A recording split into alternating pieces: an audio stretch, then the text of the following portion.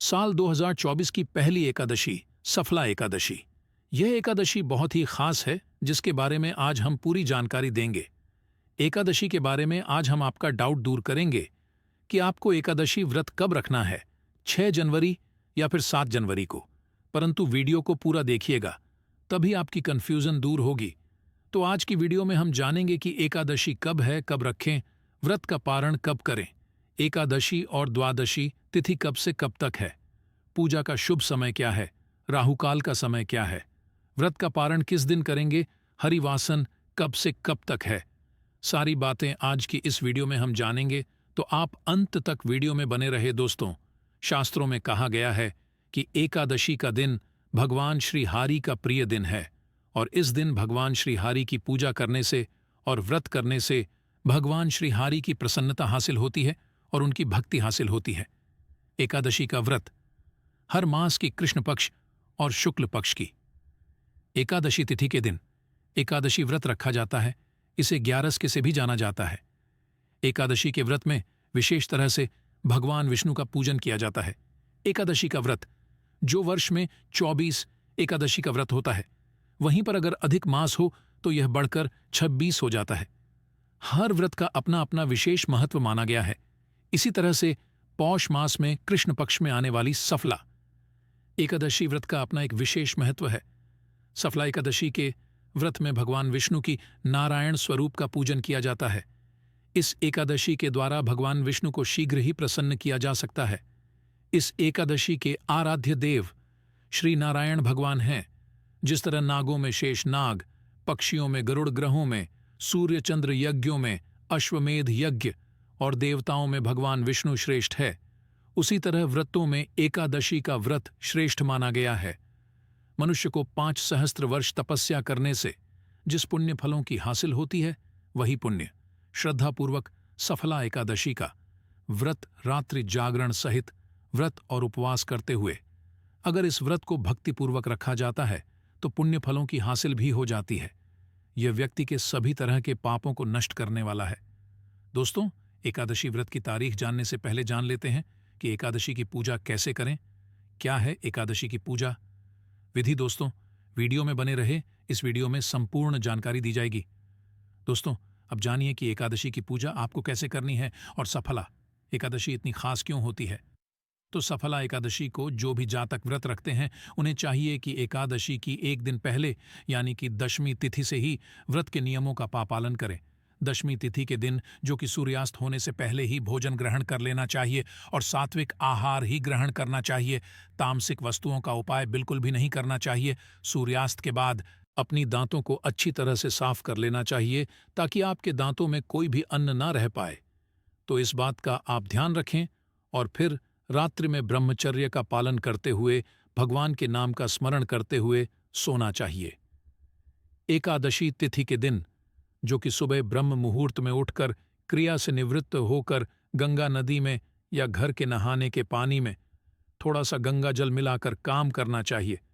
उसके बाद शुद्ध वस्त्र धारण करके भगवान सूर्यदेव को सबसे पहले अर्घ्य प्रदान करना चाहिए। उसके बाद व्रत का संकल्प लेना चाहिए और भगवान विष्णु की नारायण स्वरूप से प्रार्थना करनी चाहिए। भगवान विष्णु माता लक्ष्मी जी से प्रार्थना करनी चाहिए कि हे भगवान, आज मैं सफला एकादशी का व्रत रखने जा रहा हूं या रखने जा रही हूं। इस तरह से भगवान से प्रार्थना करें कि मेरा यह व्रत निर्विघ्न रूप से पूर्ण हो। आप मुझे आशीर्वाद प्रदान करें। हमारे सभी तरह के पाप और ताप, दैहिक और भौतिक आदि सभी तरह के पापों का नाश हो जाए। आपके मन में जो भी इच्छा हो, जो भी काम हो, वह भगवान से कहे कि आज मैं दिन भर उपवास रखते हुए इस व्रत को धारण करूंगा। रात्रि जाग आदि करते, नियम निष्ठा का पालन करते हुए आज मैं व्रत को धारण करने जा रहा हूं। इस तरह की आप सच्चे मन से भगवान से प्रार्थना करें।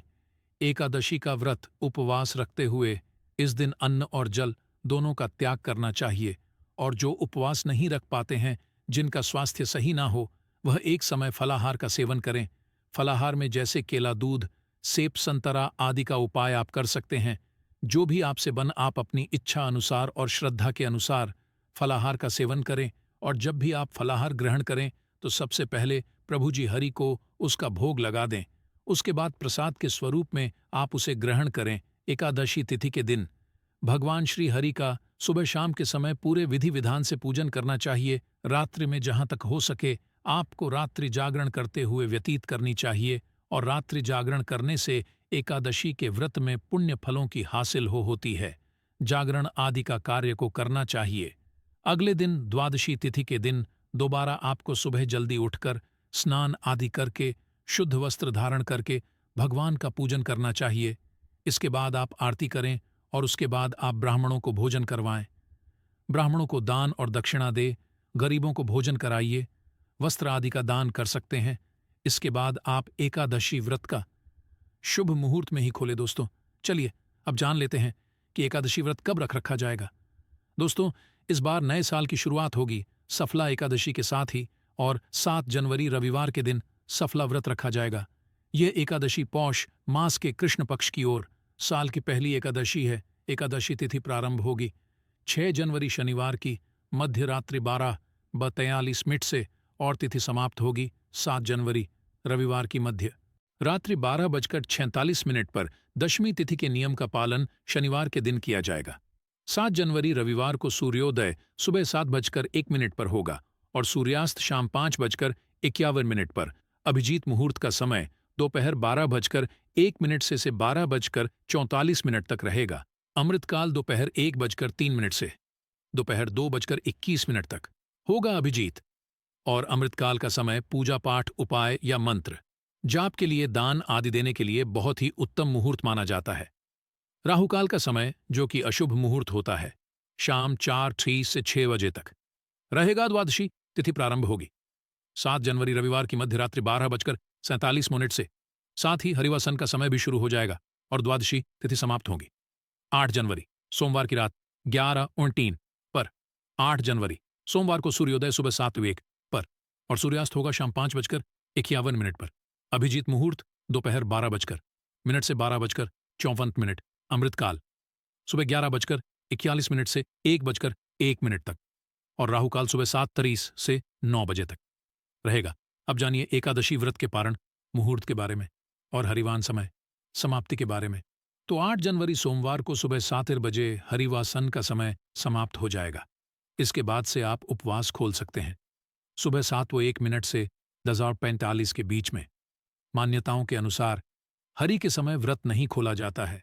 हमेशा हरिवासन का समय बीतने के बाद और सूर्योदय के बाद ही व्रत खोलना चाहिए। इस बार सोमवार के दिन एकादशी व्रत खोला जाएगा।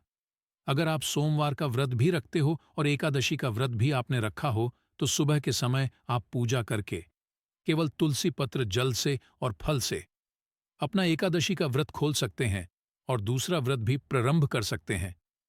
मान्यताओं के दशमी तिथि को शुद्ध सात्विक भोजन ग्रहण करना चाहिए। शाम के समय दांत ऊन करके पवित्र हो जाना चाहिए। महिलाओं और कन्याओं को अपना सिर भी दशमी तिथि को ही धो लेना चाहिए। रात के समय भोजन नहीं करना चाहिए और भगवान का ध्यान करते हुए सोना चाहिए। एकादशी के दिन सुबह जल्दी उठकर स्नानादि से निवृत्त होने के बाद एक चौकी पर पीला वस्त्र बिछाकर भगवान विष्णु की प्रतिमा या तस्वीर की स्थापना करके धूप दी भगवान को चंदन लगाकर पीले पुष्प, पीले फल, पीले फूल अर्पित करके भगवान की कथा पढ़ने और सुनने के साथ ही व्रत प्रारंभ करना चाहिए। दिन भर व्रत रखकर शाम के समय अगर आवश्यकता हो तो एक समय फलाहार कर सकते हैं। फलाहार में आप मौसमी फल, ड्राई फ्रूट्स, फलों का जूस ले सकते हैं, परंतु साबूदाना या किसी भी तरह के चावल का सेवन आपको नहीं करना चाहिए। अगले दिन द्वादशी तिथि को शुभ मुहूर्त में व्रत खोलने से पहले एक बार फिर से पूजा करें। दान की सामग्री को मंदिर में रखें और किसी योग्य व्यक्ति को दान में देने के बाद में आप अपना उपवास खोल सकते हैं। जो लोग व्रत का पारण करते समय तुलसी पत्र मुख में रखते हैं, उनके सभी पापों का नाश हो जाता है और उनका व्रत भी भगवान विष्णु स्वीकार करते हैं। तुलसी पत्र के अलावा भगवान विष्णु को बेर आंवले भी अर्पित कर सकते हैं। एकादशी और द्वादशी तिथि के दिन घर में शुद्ध सात्विक भोजन बने। एकादशी के दिन चावल का उपाय नहीं किया जाता है। महिलाओं को इस दिन सर से स्नान नहीं करना चाहिए। एकादशी के दिन तुलसी जी में जल अर्पित नहीं किया जाता है। भगवान को भोग में तुलसी पत्र जरूर अर्पित करें और तुलसी पत्र को ग्रहण करके ही अपना उपवास खोलना चाहिए। मान्यताओं के अनुसार चंपावती नाम की नगरी में महिष्मान नाम का एक राजा राज्य करता था। उस 4 पुत्र थे, जिनमें सबसे बड़ा लुंक नाम वाला राजपुत्र महापाप था। वह सदा अपने पिता के धन को नष्ट किया करता था। एक बार उसकी बुरी आदतों से परेशान होकर राजा ने उसे अपने राज्य से निकाल दिया। राज्य से निकाले जाने के बाद भी उसकी लूटपाट करने की आदत नहीं छूटी और अब वह जंगल में रहने लगा। इस दौरान पौष मास के कृष्ण पक्ष की दशमी तिथि की रात्रि को उसे बहुत ठंड लगी, जिसके कारण वह भर सो नहीं सका। उसे बहुत जोर से भूख लग रही थी। आधा दिन बीत गया और शाम होते होते एकादशी की रात को वह भगवान को याद करते करते भूखा ही सो गया। ऐसे में जाने से लुंग से सफला एकादशी का व्रत हो गया। व्रत पूरा होने के बाद की नियति सुधर गई, उसके कारण में सुधर गया, इसका मन बदल गया। अब उसके पिता ने उसे वापस अपने देश में बुलाकर राजपाट सौंप दिया और खुद राज तपस्या पर निकल गए। तो दोस्तों, आज की इसमें हमने बात की सप्लाई एकादशी के बारे में। सो दोस्तों, उम्मीद करता हूं अब आपको किसी तरह को भी कोई कंफ्यूजन नहीं होगा और यह जानकारी शास्त्र संबंध जानकारी है, इसमें किसी भी तरह का कोई संदेह नहीं है। दोस्तों, आप जानते हैं कि एकादशी व्रत क्या खाए और क्या नहीं खाए, परंतु दोस्तों, विष्णुपुरा में गया है मनुष्य को एकादशी के दिन कभी भोजन ग्रहण नहीं करना चाहिए, बिल्कुल भी नहीं करना चाहिए विष्णु धर्मो ग्रंथ में। तो यहां तक लिखा है, ब्रह्मचारी गृहस्थ वाणप्रस्थ, अथवा अगर जो कोई भी हो एकादशी में भोजन करने पर गोमांस भोजन के बराबर होता है, तो सिर्फ कुछ संदर्भ है जो अभी हमने आपको बताया है। इस तरह के हमारे शास्त्रों में अनेक स्थानों पर प्रमाण मिलते हैं जिसमें एकादशी तिथि किसी भी तरह का अन्य भोजन नहीं लेने के लिए कहा गया है। इसलिए 8 वर्ष की आयु से 80 वर्ष की आयु के सभी मनुष्यों को अपनी क्षमता अनुसार एकादशी व्रत का पालन अवश्य करना चाहिए। तो दोस्तों, आज हम इस वीडियो में बात करेंगे कि एकादशी के व्रत में क्या खाना चाहिए और क्या नहीं खाना चाहिए, क्योंकि एकादशी के दिन बहुत सी चीज़ों को खाना वर्जित बताया गया है। तो अगर आप एकादशी का व्रत कर रहे हैं तो यह जानना ज़रूरी है कि आपको इस दिन क्या क्या खाना चाहिए और क्या चीज़ें हैं जो आपको गलती से भी नहीं खानी चाहिए, अन्यथा आपका व्रत खंडित हो सकता है। आपसे रिक्वेस्ट करते हैं कि भगवान विष्णु जी और माता लक्ष्मी के सच्चे भक्त वीडियो को लाइक कर दें और सच्चे दिल से कमेंट्स बॉक्स में जय श्री विष्णु जय महालक्ष्मी ज़रूर लिख देना, जिससे आपकी समस्त मनोकामनाएं पूर्ण हो जाएं। और ज़्यादा से ज़्यादा वीडियो को अपने दोस्तों में शेयर ज़रूर करना, साथ ही इस वीडियो को लाइक करें। तो आइए शुरू करते हैं दोस्तों। एकादशी की तिथि सभी तिथियों में सबसे श्रेष्ठ मानी जाती है। इस दिन भगवान विष्णु जी की पूजा का विधान है। इस व्रत को करने से सारे मनोरथ पूर्ण हो जाते हैं। दोस्तों, हर साल 24 एकादशी होती है, किंतु जब अधिक मास या पुरुषोत्तम मास होता है तब इनकी संख्या बढ़कर 26 हो जाती है। हर महीने की 11वीं तिथि को एकादशी का व्रत रख जाता है और हर महीने 2 बार एकादशी पड़ती है। इस व्रत को करने से पुण्य फल की हासिल होती है, साथ ही भगवान विष्णु की असीम कृपा भी मिलती है। दोस्तों, आपको बता दें कि एकादशी का व्रत वैसे तो निर्जल रखना चाहिए, परंतु बहुत से लोग निर्जल व्रत रखने में असमर्थ होते हैं, तो ऐसे में वह फलाहारी व्रत या जलीय व्रत भी रख सकते हैं। इसमें कोई भी मनाही नहीं होती और एकादशी के व्रत की शुरुआत एकादशी के दिन सूर्योदय से लेकर अगले दिन यानी द्वादशी के दिन सूर्योदय तक किया जाता है। तो अगर आप निर्जल व्रत कर रहे हैं तो आप एकादशी के दिन सूर्योदय से पहले तक ग्रहण कर सकते हैं, परंतु उसके बाद आपको एक बूंद भी जल ग्रहण नहीं करना चाहिए। और अगर आप फलाहार व्रत कर रहे हैं तो आप जल और फल ग्रहण कर सकते हैं। दोस्तों, अभी तक आपने वीडियो को लाइक नहीं किया तो वीडियो को लाइक करके चैनल को सब्सक्राइब अवश्य कर दें। दोस्तों, एकादशी का व्रत रखने वालों को कुछ चीज़ों का ध्यान जरूर रखना चाहिए, जैसे इस दिन किसी भी हाल में किसी का दिया हुआ भोजन या किसी के घर से आया हुआ भोजन ग्रहण नहीं करना चाहिए। इस बात का आपको विशेष ध्यान रखना है। और एकादशी के एक दिन पहले यानी दशमी तिथि से ही आपको प्याज, लहसुन, मसूर की दाल और चावल का सेवन बंद कर देना चाहिए। दशमी एकादशी और इसके बाद द्वादशी के दिन भी प्याज, लहसुन, मसूर, उड़द, चने की दाल आदि का सेवन ना करें। इसके साथ ही आप इन 3 दिनों में शहद का सेवन भी ना करें और ना ही एकादशी के दिन सेम की फली का सेवन करें। इस बात का आपको न रखना चाहिए। इसके अलावा एकादशी के दिन पान का सेवन भी वर्जित होता है। दोस्तों, एकादशी तिथि में वर्जित पदार्थ है गेहूं, चावल, दल या हर तरह की दाल, मैदा, बाजरा, मक्का, रागी, ज्वार, उड़द और इस तरह का कोई भी अनाज। इसके अलावा अन्य युक्त तेल का भी उपयोग एकादशी में नहीं कर सकते हैं, जैसा कि सरसों का तेल, मक्के का तेल, तिल का तेल, सोयाबीन तेल इत्यादि। एकादशी के दिन इन मसालों का उपाय भी नहीं करना चाहिए, जैसे कि हींग, राई, सरसों, इमली, अजवाइन, खसखस, हल्दी, मेथी, कलौंजी बाहर से लिया हुआ, कोई भी सब्जी मसाला, गरम मसाला, बेकिंग पाउडर, कस्टर्ड पाउडर इत्यादि इस दिन से बने हुए पदार्थ भी नहीं लेने चाहिए, जैसे कि ब्रेड, बिस्किट से, रस, जेली, फूडिंग, पापड़, अचार, सोया से बने हुए पदार्थ, कस्टर्ड, चीज पैकेट्स वाले नाश्ते, बेकरी आइटम्स इत्यादि। कुछ सब्जियां भी ऐसी हैं जिसका उपयोग हम एकादशी के दिन उपाय नहीं करते हैं, और वह है गोभी पत्ता। गोभी, फल या बीन्स वाली प्रत्येक सब्जी, पालक, मटर, चने, करेला, ब्रोकली, भिंडी, बैंगन, पत्तेदार, कोई भी साग इत्यादि। एकादशी के दिन लहसुन और प्याज तो बिल्कुल वर्जित है दोस्तों।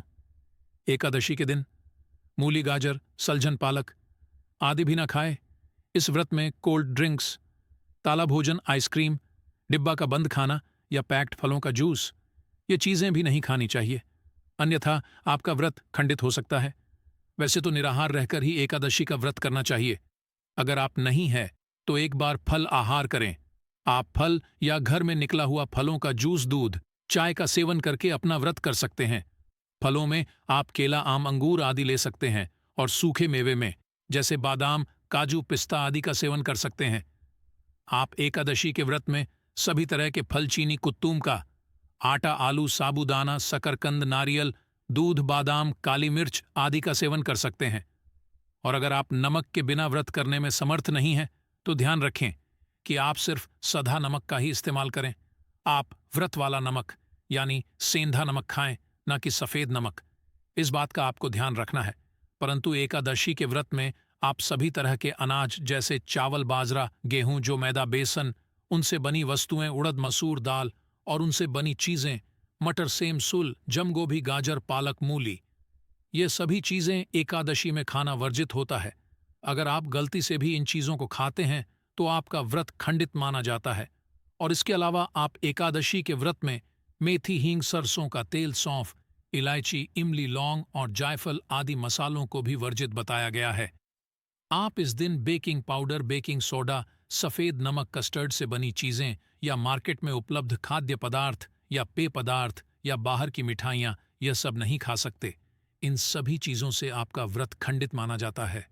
आप इस दिन अपना खाना या तो घी या घर में निकला हुआ मक्खन, मूंगफली या बादाम के तेल में ही बनाएं। अन्य किसी तेल का इस्तेमाल ना करें, अन्यथा आपका व्रत खंडित हो सकता है। और अगर किसी कारण भूलवश आपने कुछ ऐसा खा लिया जिससे आप खंडित हो गया, तब आप ध्यान रखें कि तुरंत सूर्यदेव के दर्शन करें और भगवान विष्णु जी से क्षमा याचना जरूर कर लें। इससे आपको दोष नहीं लगेगा। दोस्तों, एक बात का हमेशा ध्यान रखें कि एकादशी प्रसाद बनाने के लिए आप जो भी तेल की या मसाले का उपाय करें तो वे साफ होने चाहिए। यानी पहले आपने किसी तेल में कोई चीज तली हुई है तो उसी तेल में दोबारा एकादशी प्रसाद मत डागा। उसी घर में कोई भी मसाले अगर आटे वाला हाथों से उपयोग में लिए हुए हो या उसमें हल्दी गिरी हो तो उसका उपाय नहीं करना चाहिए। एकादशी भोग बनाने के लिए साफ मसाले ही उपाय में लेने चाहिए। तो दोस्तों, ये जानकारी आपको अच्छी लगी तो वीडियो को लाइक अवश्य कर दें, और अगर आपका कोई सवाल है तो उसे कमेंट बॉक्स में अवश्य पूछ लें। और इस वीडियो को लाइक करें, शेयर करें और साथ ही साथ हिंदू हमारे चैनल को सब्सक्राइब करें। हाँ, बेल आइकॉन का बटन दबाना बिल्कुल भी ना भूले। मिलते हैं अपने अगले वीडियो में, तब तक के लिए धन्यवाद। जय श्री राधे कृष्ण, राधे राधे। ओम नमो भगवते वासुदेवाय नमः। जय मां लक्ष्मी।